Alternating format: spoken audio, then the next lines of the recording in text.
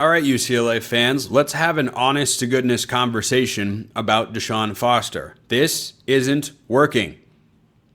It is not working. He is 5-9, and are they going to fire him mid-season? No. How many wins do you think the Bruins are getting this year? Legitimate question. I am not here to troll. I am not here to gloat about the fact that I am not likely to have to don a Nico jersey at the end of the year because UCLA getting to 7 or more wins. This is a game that coming into the year, I thought they would win. I thought they'd lose big to Utah. All right, I didn't change my opinion. Do you realize that UNLV struggled on the same field you just lost to them with Idaho State, an FCS team that doesn't have a winning season since 2018 and is 0-3 on the year? Do you realize it? That's the team that just beat UCLA. Now, there was a valiant comeback effort in there. It was a valiant effort. It was 23-3 at the half. At the half. I did not expect UCLA to be great this year. But you know one of the reasons I was intrigued to see Nico go there and be the UCLA quarterback? Nico does have immense potential.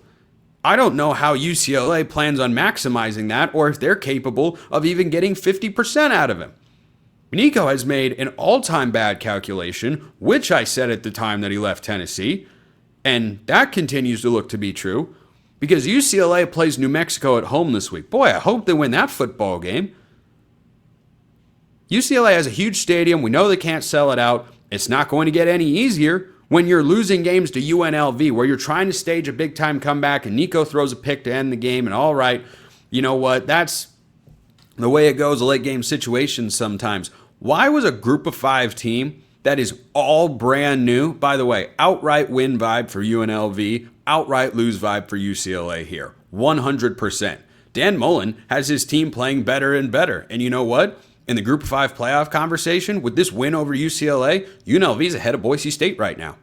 They're absolutely ahead of them because they don't have a loss and they've got a Power 4 win. Boise State can say neither of those things.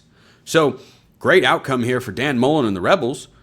But if this continues to progress, if you go from 5-7 last year to a 3 or 4 win team this year, are you giving DeShaun Foster a third season? Honest question.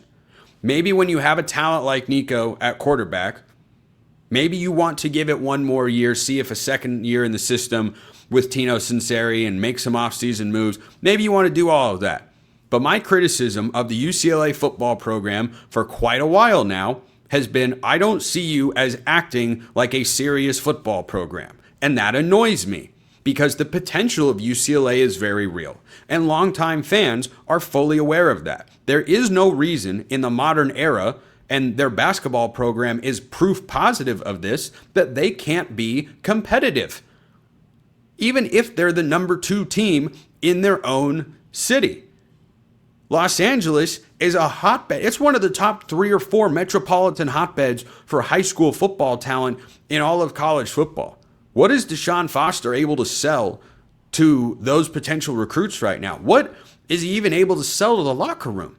You can't go on the road and beat a rebuilding UNLV team. You're in year 2. He's in year 1. You've got a way more talented quarterback than Anthony Calandria for UNLV. Why was that game ugly? I never liked the DeShaun Foster hire. It felt like, he's cheap and he's available.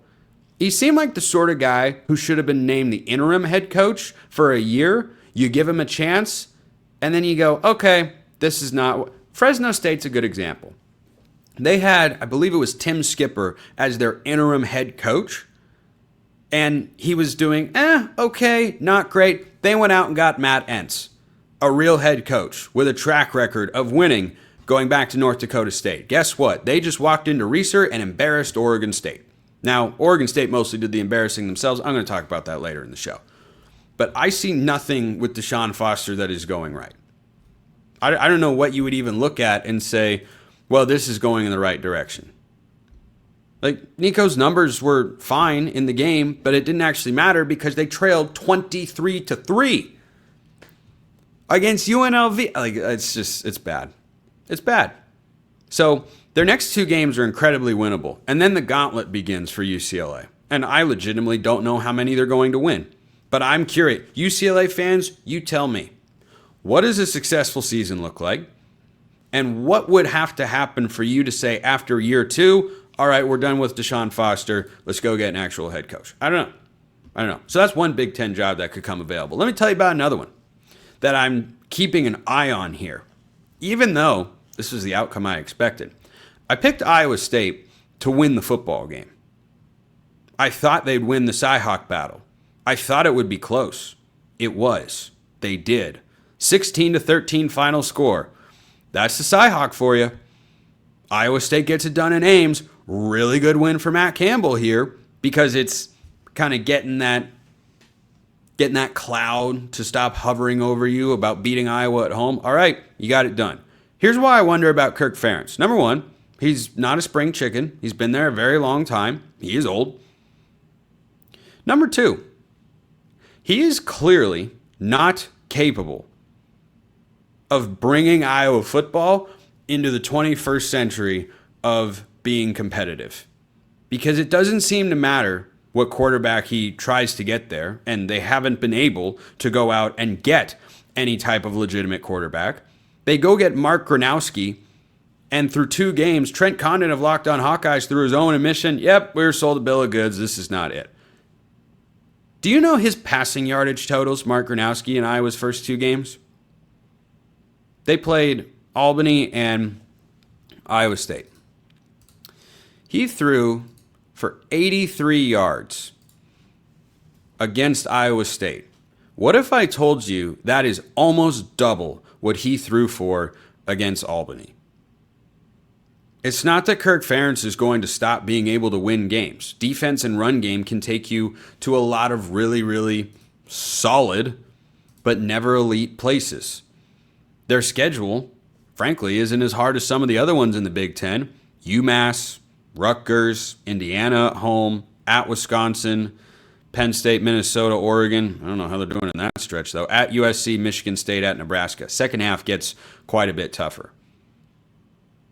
But what about Kirk Ferentz and his track record makes you think, yeah, this is the guy. He's still going to do. He's still got it. Just got to find the right guy. No, we've been trying this over and over again. He's had an incredible career. I hope he gets the record for the most career wins as a head coach because he has been sustained success. He has not been sustained excellence compared to what I think I would be capable of. And if your first response to moving on from Kirk Ferentz, Iowa fans, is, well, who are you going to go get? You're just afraid of change. This is not going to get better. It's not. This is what it can be. And you know what? If you're happy every now and then being a 9-win program, but mostly being a 6 to 7 or maybe 8-win team and never doing anything more than that, you know what? Fine. Fine. Then you get what you deserve. But at some point, you've got to recognize this is a problem. He cannot do it. He's as well established as any coach in college football. Can you ever see him building Iowa to compete with Ohio State or Oregon or Michigan when they get back to full strength, or Penn State? Who's he going to knock off when those teams are at their peak, who show no signs of slowing down and are on an upward trajectory? Who's he beating? I don't see it. I don't see it. Those are 2 Big Ten jobs that by the end of the season could absolutely come open.